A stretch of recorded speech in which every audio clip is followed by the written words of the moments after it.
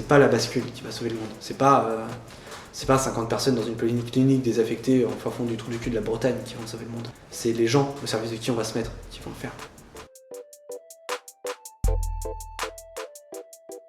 Ici on est dans une polyclinique désaffectée qui a été retapée en 3 semaines pour bosser sur les transitions démocratiques, écologiques et solidaires.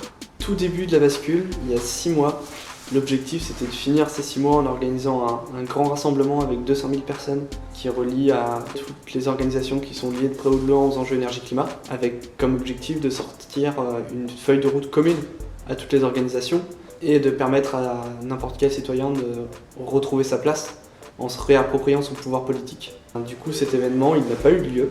S'il n'a pas eu lieu, c'est parce que l'ambition était trop grande pour nos moyens. Et donc assez rapidement, on s'est rendu compte que 200 000 personnes, c'était juste pas possible. Donc on a réduit progressivement 10 000, 8 000. Donc on a cherché des personnalités qui étaient proches des réseaux dans lesquels on était présent pour héberger ce lieu. Et très vite, un agriculteur biologique du plateau de Mille Vaches qui nous a dit venez sur mon exploitation. On s'est rendu compte que les acteurs du plateau n'étaient pas forcément pour le fait que ça se passe là-bas. Et donc on a d'autres acteurs qui nous ont proposé plutôt que de le faire sur le plateau de Mille Vaches, de rester dans la Creuse et de le faire sur un aérodrome à Guéret. Donc c'est la solution qui a été choisie. On a co-construit le projet avec des acteurs locaux. On a choisi de mutualiser avec un autre festival. On en avait pour 200 000. On est passé à 220 000, on est passé à 415 000 € de facture de mutualisation. Et là, quand on a regardé la facture, on s'est rendu compte de 2 choses. Déjà, la première, c'est qu'on n'avait pas l'argent. Et la deuxième, c'est que si on l'avait, on n'en ferait sûrement pas ça. Du coup, on a décidé d'abandonner ce projet. Ça a frustré beaucoup de membres chez nous qui travaillaient dessus. Et il y a encore une fois énormément de soutien qui sont levés pour dire mais non, il faut absolument que ça se fasse. Et c'est là qu'est née l'idée de Blanc Off avec des acteurs proches, avec à peu près 200 personnes, une centaine d'organisations, 150 partenaires, une cinquantaine de bénévoles. L'idée c'était déjà de créer un lien affectif entre les acteurs de la transition, de se servir de tout le potentiel de ces liens affectifs pour que tous ensemble ils puissent avancer dans le même sens et faire en sorte que l'accomplissement des objectifs de certains acteurs renforce d'autres acteurs.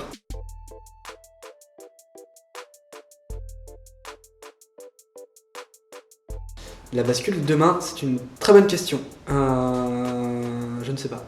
On va avoir besoin de se recentrer un petit peu sur nous-mêmes. Il y a pas mal de forces vives qui s'en vont.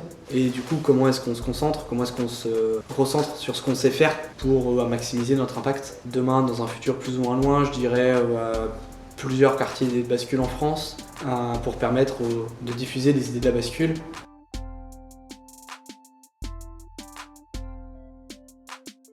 La stratégie de la bascule pour changer le monde, c'est de se mettre au service de tous ceux qui changent déjà le monde, en créant de l'humanité, en créant de la reliance entre les êtres humains, en diffusant des méthodes de facilitation, par exemple. Par exemple, on a eu tout un atelier pendant 2 heures ce matin sur comment est-ce qu'on se met au service de la rébellion internationale d'octobre, en faisant en sorte que du coup, chaque être humain soit plus productif dans son travail, plus heureux dans son travail, et qu'il y ait un intervenant plus ou moins extérieur qui puisse lever les freins pour du coup pouvoir lui permettre de vivre ça mieux. Et du coup on voit bien que quand on est plus heureux, on fait plus attention à ce qu'il y a autour de nous, on s'enferme moins et on sort plus, et quand on sort on se connecte à notre écosystème et du coup au vivant, et donc on a envie de protéger le vivant.